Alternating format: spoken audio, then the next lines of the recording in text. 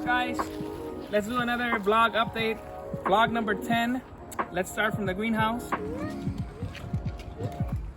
So we're still working on making EcoFarm the perfect farm, and we have a lot of stuff going on this week. We have new baby chicks.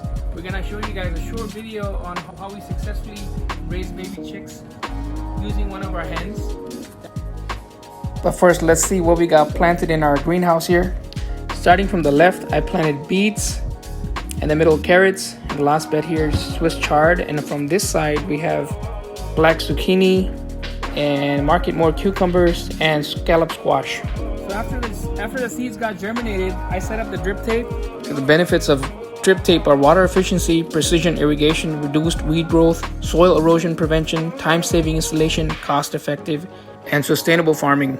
Now let's go take a look at our baby chickens. Soham likes to look at these little guys every day, and this is Kristen. She's one of the volunteers here at the Eco Farm. She's helping out with the animal care. So total we have 8 baby chicks, and they're all doing really well. They're eating, they're running around, they're also staying under the light.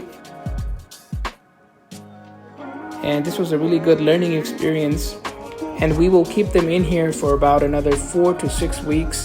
We will see how they do. Now let's go take a look at the upper garden, see what we planted in here. We put a trellis in the middle, and then each tomato is about 3 feet apart. And here's a video of Andy and Jeremy who helped out setting up the trellis and transplant the tomato plants. So we set up these T-posts about 9 feet apart and set up this fence in the middle. We are digging the holes 3 feet apart on each side, alternating on sides, and that will give tomatoes about 6 foot of space on each side, and we'll have them go climb on this fence as they keep growing. I also want to make a short video on the journey of our tomatoes, from how we started them from seed all the way to the harvest. So you guys will see that in the upcoming videos. After transplanting all the plants, we installed the drip tape system and planted only 2 seeds directly, sunflower and cowpeas. To help them sprout, we used overhead sprinkler. Now everything runs smoothly on drip tape and our garden is flourishing. Let's take a look at all the plants. So on the left we have tomatoes, and then we have eggplants, then we have cauliflower, broccoli, and then we have 2 beds of Texas Legend onions. We have 3 beds of garlic, cowpeas cover crop.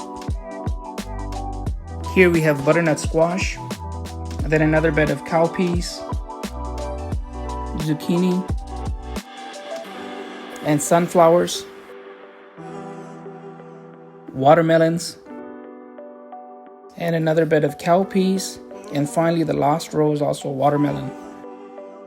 And after the watermelons, there's an area that we cannot till, so beyond that we have 3 more beds, and in the last one we did romaine lettuce, and the other 2 beds we kept them empty for our volunteers. Okay, now let's come out of the garden and let's take a look at this area right outside the garden. Last year we planted some fig trees between the stalls facing the south side. Sadly, they appeared lifeless and we thought we had lost them. However, to our astonishment, they are now springing back to life. They are defying the odds and fulfilling us with some delight. Okay, now let's walk over to another area. This is an area that we included for the volunteers to rest in the upper garden. So this is gonna be the break area for our volunteers. I wanna put some shade around this, and then we put a frost-free spigot here. We're on a tee from here to the inside, and they can actually turn it on from the inside and then fill up on some fresh water. And also, we can use this water when the swales are not flowing to water our trees over here.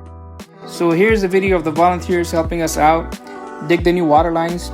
Jeremy brought in the mini excavator to dig the new water lines. One was for the rest area, making sure we had fresh water there. The other line was for the goats' grazing area, so they could easily access clean water.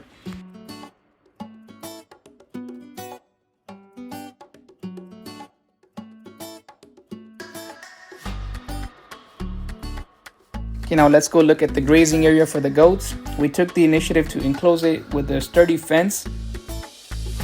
Now let's take a look at the source of water we installed.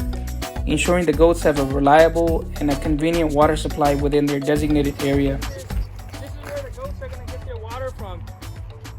So Jeremy just set this up today and we have running water.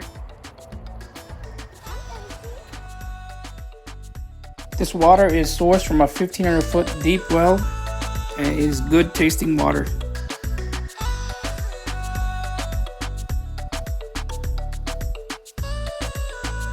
Having the goats graze in the open field will bring numerous benefits. It is a natural weed control. Goats eat weeds, reducing the need for chemicals, and it will improve the health of the soil. Their droppings enrich the soil, promoting healthy plant growth. Biodiversity enhancement. Grazing creates a diverse habitat, attracting wildlife.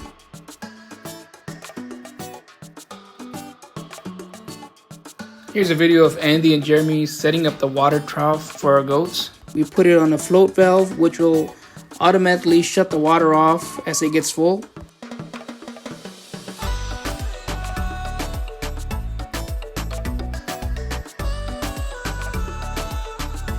Some of the other benefits for the goats grazing on our land are sustainable land management. Goats offer an eco-friendly alternative to machinery, and it's also cost-effective vegetation control. Goats are an amazing budget-friendly solution.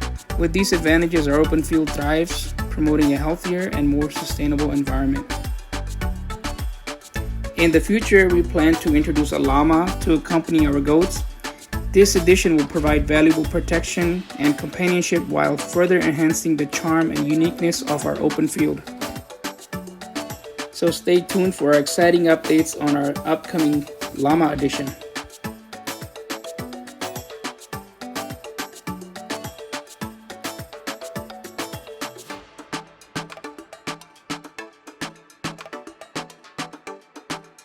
Okay, now let's head over to our duck area. Here we have a duck patiently sitting on her eggs. The rest of our ducks are happily enjoying their new pond in the enclosure, providing them a safe and joyful space to swim and thrive. And that's it for this vlog. We will catch you guys in the next one.